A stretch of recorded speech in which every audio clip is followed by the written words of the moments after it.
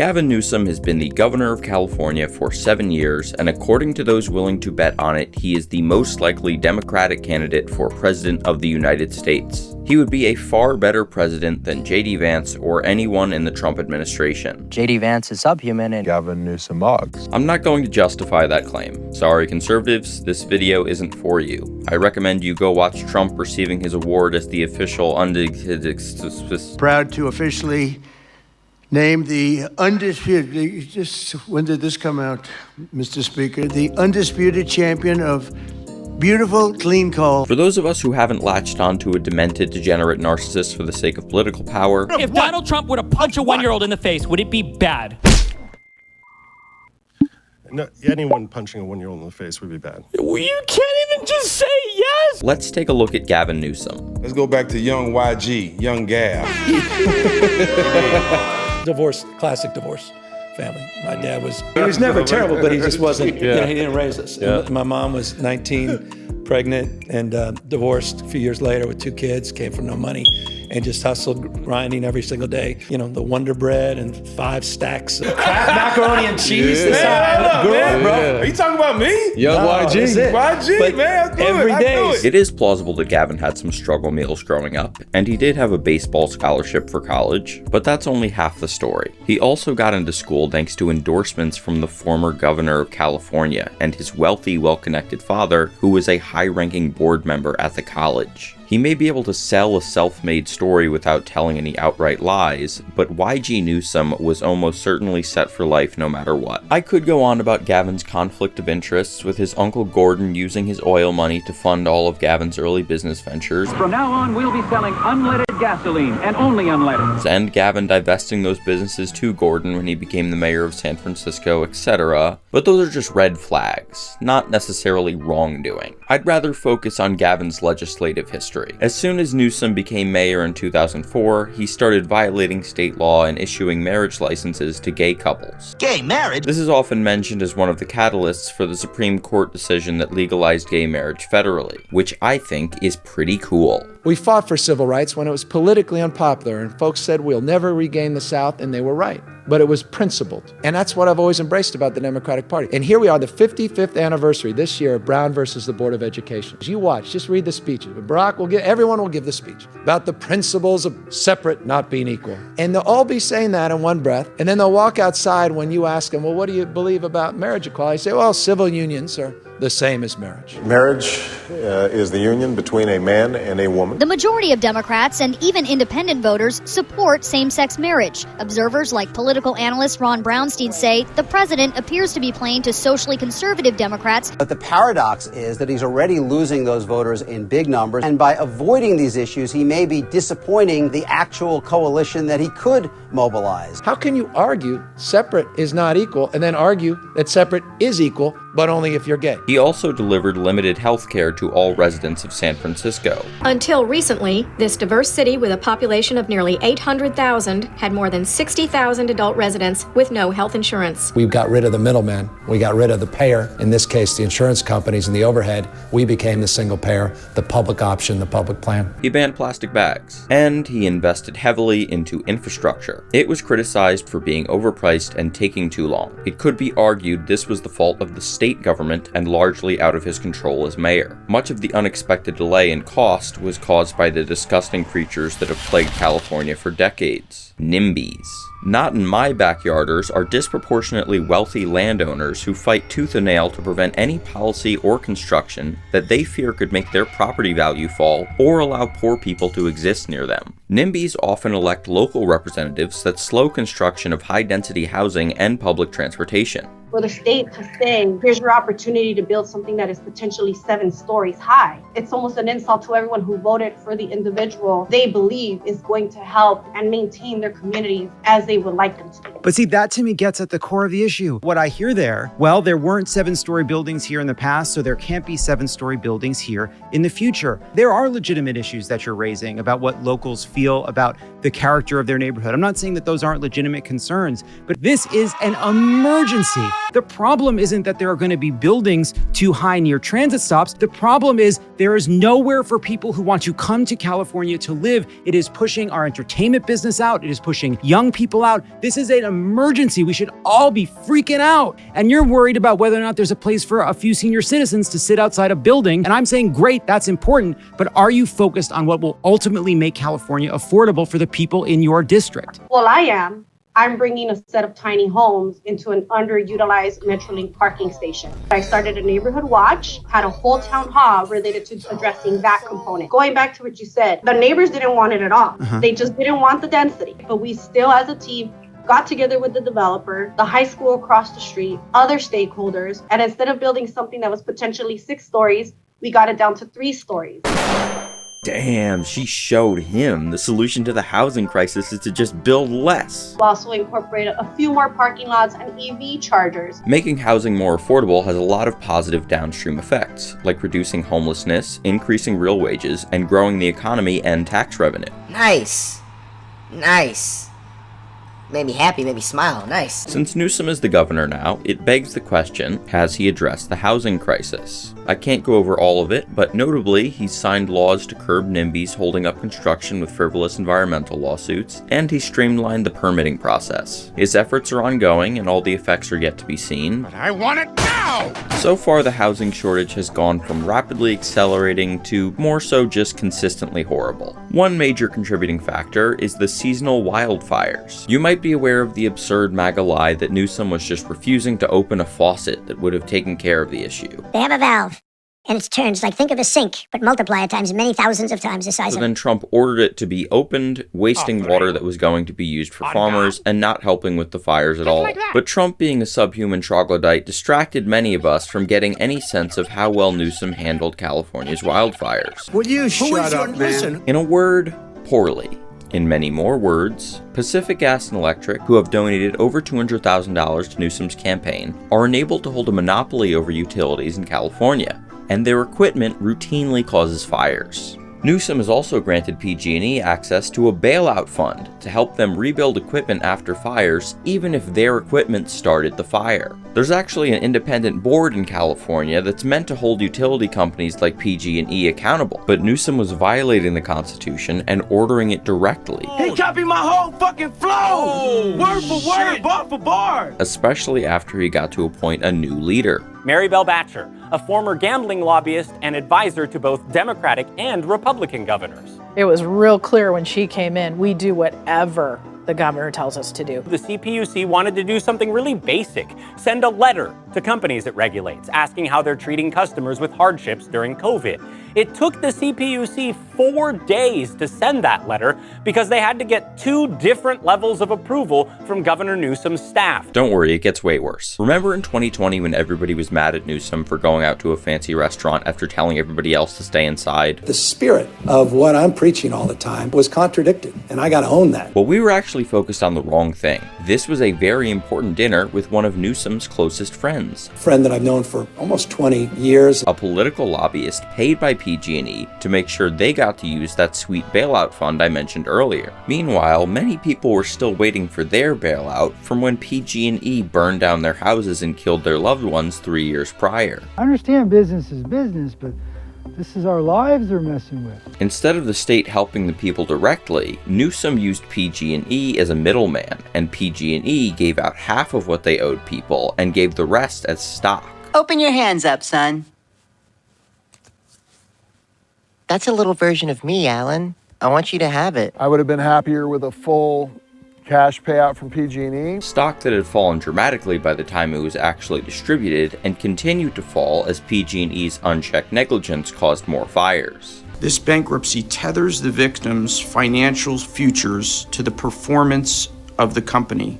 Do you agree with that statement? Yes. For his entire governorship, Newsom has repeatedly been able to claim that he was making the smart move for the future by placing new safety standards on PG&E in exchange for bailout money. No, I'm not bailing out PG&E. I've never argued for that. We all have a burden and responsibility to assume the costs. The governor's office, largely through the work of attorneys with O'Melveny and Myers and Guggenheim Investors, basically wrote this bill. That law firm charged the taxpayers $3 million, $3.7 million. The state has a whole agency dedicated to writing bills.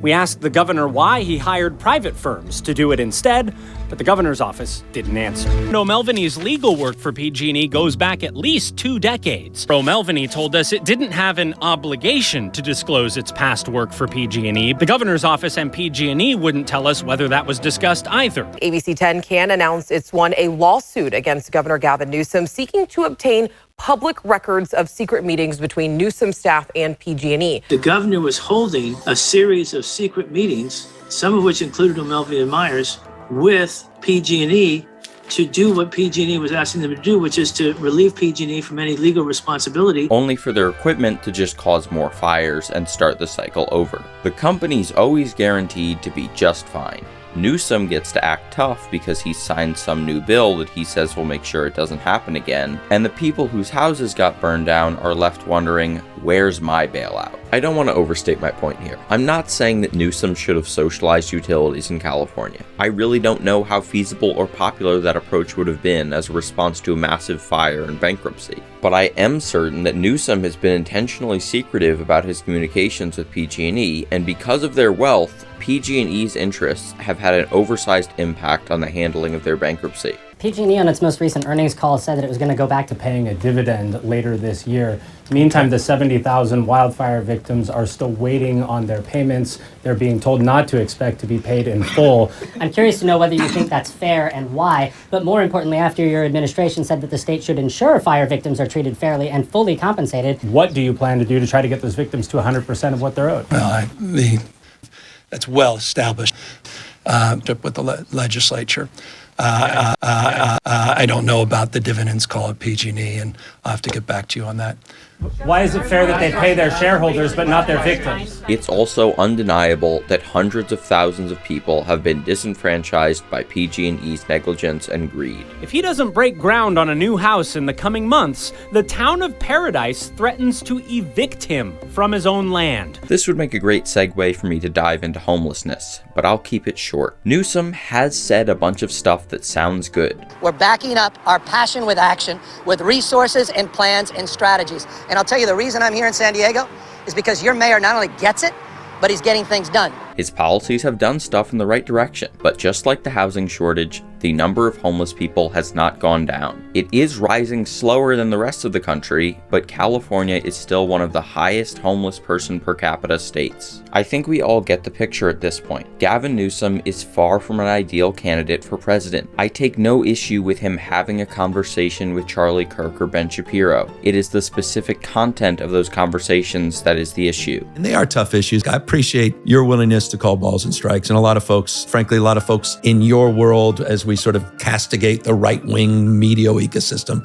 your willingness to call this stuff out. And this is I think that in general, this is the way, if we want to have a way forward in American politics, just to get a little general here, it has to be predicated on certain basic premises about truth. And that's why I keep saying, forget about, categorization. Is it true or is it not true? I think one of the major failings of the Democratic Party in the last election cycle is the unwillingness to say whether it was true or untrue that a boy could become a girl, for example. Yeah. We just see the world with a different set of eyes on this. I appreciate your sort of intellectual argument and the sort of soundness and the firmness in that space. I can't help but unpack the relationship to families and people and lives lived and the grace and people's lives that are lost and people that are struggling and going through this. I just, that does shape the way I make policy. Because it's not just science, it's art. Gavin, you are talking to a man who is wearing a cute little hat and had some of the skin on his penis cut off as a baby because a man in the sky he has no evidence for said that he had to. And you are conceding that the concept of transgender people isn't sound, and that you, and by extension the people you represent, are just emotional and can't bring yourselves to tell it how it is, like the intellectual Ben Shapiro can. That's why you got the, 180 IQ? What was it? No, I do not have 180 IQ. Skipping, it's high, but in 180, yeah. Jesus, I mean, you can read your book to learn more. I don't understand how Democratic lawmakers have such a hard time with the what is a woman question. Child welfare involved birthing people. Can you explain to me what this means? I'm not that familiar with that part of the code. Why are you dodging the question? It's obviously written with awkward gender-neutral language. It's dumb, but you could just own up to that. The law could just say mother. I don't think that's going to cause any issues for the fraction of a percentage of the population that is pregnant trans men. You know how you have to use a wheelchair? Yeah. Do you think that for all of our laws going forward, we shouldn't call them sidewalks and we should come up with some different name because some people can't walk? We should keep the name for what it is and not change it just because people want to change it. So you think that you wouldn't have an issue using a sidewalk just because it's called a sidewalk? Right. Can men get pregnant?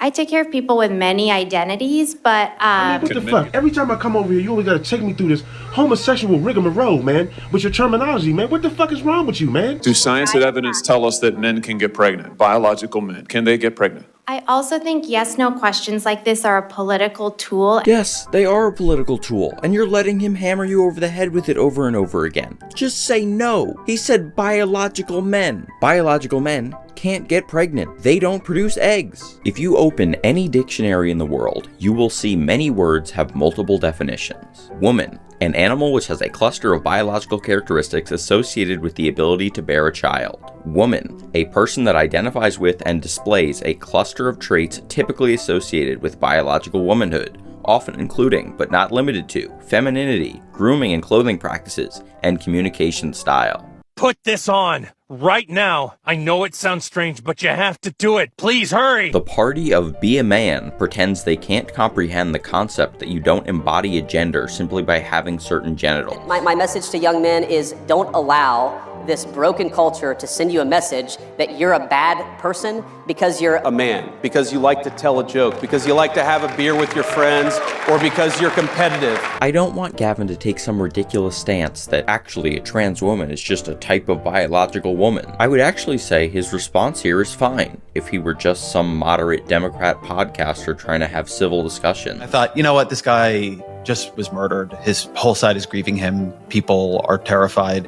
They don't need to hear that I detested many of his views. Yeah. They can just hear that I disagreed with him. But if you want to be president, I want a more firm defense of transgender people, considering they're losing their ability to drive a car and vote. Don't pretend like these grifters are genuinely concerned about Blair White going into a woman's bathroom, as if there's a single bathroom in the whole country where someone is standing out front checking the gender on your driver's license. Gavin had the same issue with Gaza. Israel did not commit a genocide in Gaza. There is no standard by which Israel committed a genocide in Gaza, just on a factual level. Just you as know a this. legal and factual level. Yes. Yeah. What is your opinion of this? My opinion is I understand the tendency for people to make that, to assert that. Why? On the basis of the images and the proportionality. As Ugly it shit relates doesn't to mean genocide. No. And by the way, I agree with you. And international and proportionality doesn't mean that if you kill my child and I then kill 7 criminals, that I've been disproportionate. I'm not disagreeing with you, but I think but I understand that tendency on the basis of trying to reconcile the proportionate nature of how the war was ultimately conducted and the devastation. I have a question. Why do you... I don't need him to use the word genocide. I do need him to not frame the issue as just the Democratic voter base being emotional because they saw videos on social media. And I want him to say more than just, I condemn Netanyahu along with Hamas, because... There was a dehumanization. I didn't like the way he talked about the Palestinian people. I just didn't... What is the specific... they can't govern... I didn't... I don't want to get into the details of the reason conversation. I'm asking is because when you suggest that he is conflating Hamas and the Palestinians, he wasn't then of course conflating, it does lead to the conclusion they that were you different. It wasn't. No. Before there were any hostages taken on October 7th, Israel was stealing Palestinian land they had under military occupation. The absolute bare minimum in terms of both morals and political effectiveness would be to say that the US's financial support of Israel must be made dependent on them immediately following a strict set of demands that would drastically change their conduct. But Gavin doesn't even put forward that half step in the right direction. Instead, he lets Shapiro keep steering the conversation back to a focus on the uncontested point that Hamas is bad and how unacceptable it is that anyone would say Israel's committing a genocide. After 20 months, there is a growing understanding in Israel by many former leaders of the army, the Mossad, the Secret Service, the generals.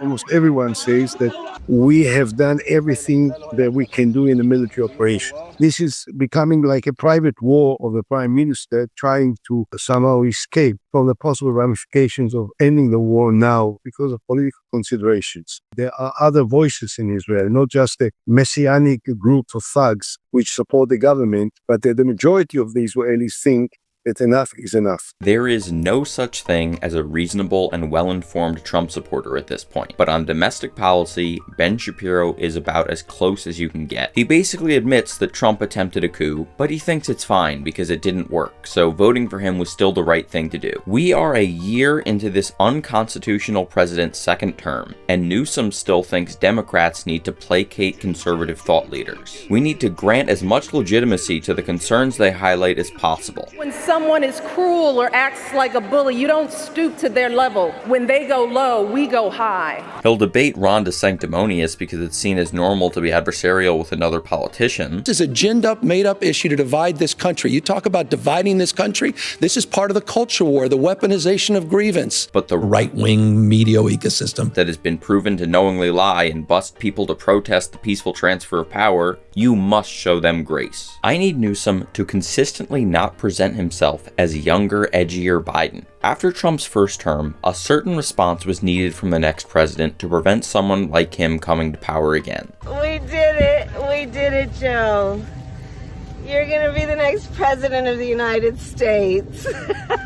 Biden and Kamala saw this landscape where conservatives had abandoned all principles and even basic reality. Losing money costs you nothing. Biden's response was to be a president for all Americans and restore the soul of the country. Don't push to quickly prosecute Trump's crimes. Don't discredit the right-wing media. The brown M&M has, quote, transitioned from high stilettos to lower block heels. Also less sexy. And don't disrupt the status quo too much. I'm not going to change anything in any fundamental way. The hope was that conservatives would moderate, seeing how reasonable Biden was, and the left would be happy with some incremental improvement and long-term investments. And the strategy failed, because reality does not matter to conservative media. Kamala wasn't moderate. She's a Marxist, communist, fascist. Biden wasn't less corrupt than Trump. Look at the Biden crime family. The censorship at an industrial scale. The open borders agenda used to non-citizens and illegal aliens can vote for Democrats. All of these things are either blatant lies or distorted so far beyond the kernel of truth they contain that they might as well just be lies. It did not matter how much Biden tried to appeal to some imaginary median voter. Conservatives didn't perceive it because their media just drew whatever caricature of Biden they wanted. It was a mistake to try to appeal to them. Trump got millions more votes in 2024 than he did in 2020 because any bad thing he's ever done can just be erased with revisionist history. What kind of a man is Donald Trump? First, I would say a family man. That's number one. Or justified, because it's entirely possible that the Democrats are just as corrupt. They're just better at hiding it. All his convictions were just baseless political prosecutions. It wasn't a coup attempt, it was a guided tour, and any violence was caused by the FBI deep state. Trump wasn't best friends with Epstein, he hated him. He was acting as an FBI informant to bring Epstein to justice. The Democratic strategy must change. When your enemies label you a domestic terrorist, you cannot directly prioritize turning your enemies to friends. The Democrat Party is not a political party. It is a domestic extremist organization. I'm not saying Newsom should come out and say, I hate my opponent, and I don't want the best for them, or deploy the National Guard to red states. But we need a plan to substantially improve the cost of living, and an attorney general willing to prosecute criminals regardless of their political status. If you are a Democrat, you cannot appeal to conservatives unless you tangibly make their lives better, and lying and cheating will continue to be the Republican strategy if it does not go unpunished. I was shocked that former President Obama left so many vacancies and didn't try to fill those positions. I'll tell you why. I was in charge of the of what we did the last 2 years of the Obama administration. I will give you full credit for that. Maniacal laugh. Maniacal laugh. Maniacal laugh. Despite everything negative I've said about him, Newsom is not a DNC industry plant being pushed down Americans' throat to protect the capitalist class, or an Israeli sock puppet hell-bent on seeing the little hat people colonize the entire Middle East, or whatever vague conspiracy theory lets people not actually look into, let alone do anything, because the whole system's unsalvageable. So I might as well just hit the Benjamin Franklin, go to Cincinnati, and watch Instagram reels.